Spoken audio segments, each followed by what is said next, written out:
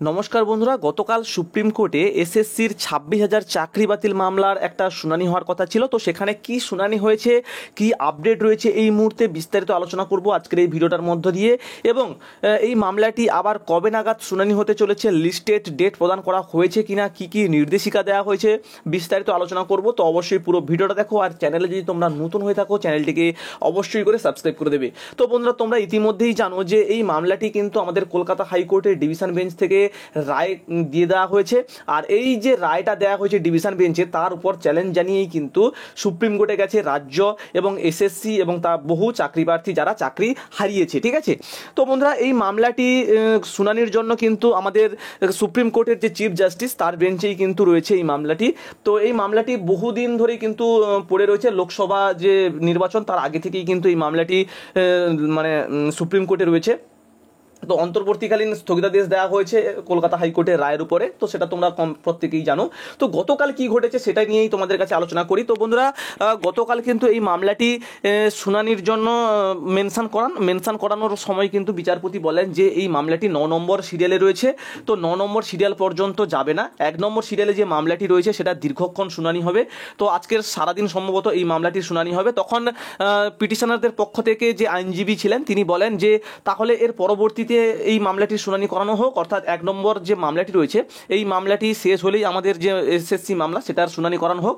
তখন বলে যে না, অনেকগুলো খুব গুরুত্বপূর্ণ মামলা রয়েছে, সেই কারণে এই মামলাটিকে একটা ফ্রেশ ডেটে আমরা শুনবো। আর এই জন্য কিন্তু একটা তারিখও প্রদান করে দেওয়া হয়েছে, আর সেটা হচ্ছে কিন্তু আগামী 24শে সেপ্টেম্বর। তো এই কারণেই কিন্তু ফের পিছিয়ে গেল এসএসসির চাকরি বাতিল মামলার শুনানি।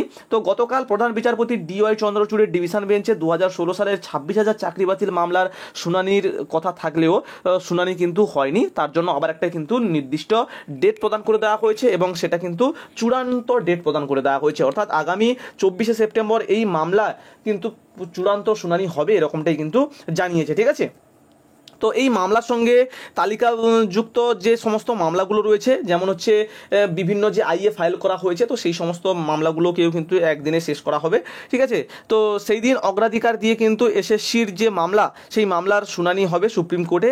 কলকাতা হাইকোর্ট 2016 সালের নিয়োগ প্রক্রিয়াকে পুরোপুরিভাবে বাতিল করে দিয়েছে। উচ্চ আদালতের বিচারপতি দেবাংশু বসাক এবং বিচারপতি মোহাম্মদ সব্বার রশিদির ডিভিশন বেঞ্চের রায়ে 25,753 জন শিক্ষক ও শিক্ষাকর্মী চাকরিহারা হয়েছেন। তো এই রায়কে চ্যালেঞ্জ করে সুপ্রিম কোর্টে গিয়েছিল রাজ্য, পাশাপাশি সুপ্রিম কোর্টে মামলা করে মধ্যশিক্ষা পর্ষদ ও চাকরিহারাদের একাংশ। তো গতকাল একত্রেই কিন্তু এই সংক্রান্ত সবকটি মামলার শুনানির হওয়ার কথা ছিল সুপ্রিম কোর্টে, কিন্তু এই মামলাটি শুনানি হয়নি। তো আমরা দেখেছি, তোমরা যদি চাও তোমরাও দেখে নিতে পারো গতকাল কি শুনানি হয়েছে। তো প্রথমে যখন এই মামলাটিকে মেনশন করানো হয় তখন কিন্তু বিচারপতিরা কিছু সময়ের জন্য এই মামলাটিকে নিয়ে কথাবার্তা বলেন, এতদিন যে আটকে রয়েছে। ঠিক আছে, তো সেটার জন্য মোটামুটি বলেন। ঠিক আছে, যারা আইনজীবী ছিলেন তারা বলেন যে অনেকদিন আটকে রয়েছে, লোকসভার আগে থেকেই কিন্তু আটকে রয়েছে, এই মামলাটির উপরে একটা অন্তর্বর্তীকালীন স্থগিতাদেশ দেওয়া রয়েছে।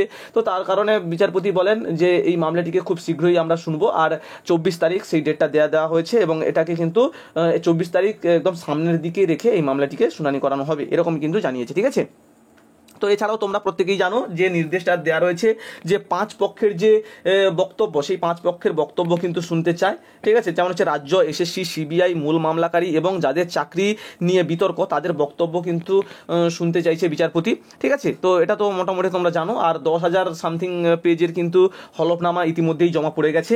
তো এর পরবর্তীতে আগামী 24 তারিখ যে শুনানির দিনটা রয়েছে সেই দিন কি শুনানি হয় অবশ্যই আমাদেরকে তাকিয়ে থাকতে হবে। আর ওই দিন আশা করি একটা গুরুত্বপূর্ণ শুনানি হবে, আর এই বিষয়ে সমস্ত কিছু কিন্তু মোটামুটি একটা খোলসা হয়ে যাবে যে আদবে 26,000 জনের চাকরি বাতিল নাকি চাকরিটা থাকবে, সেটাই হচ্ছে কিন্তু ব্যাপার।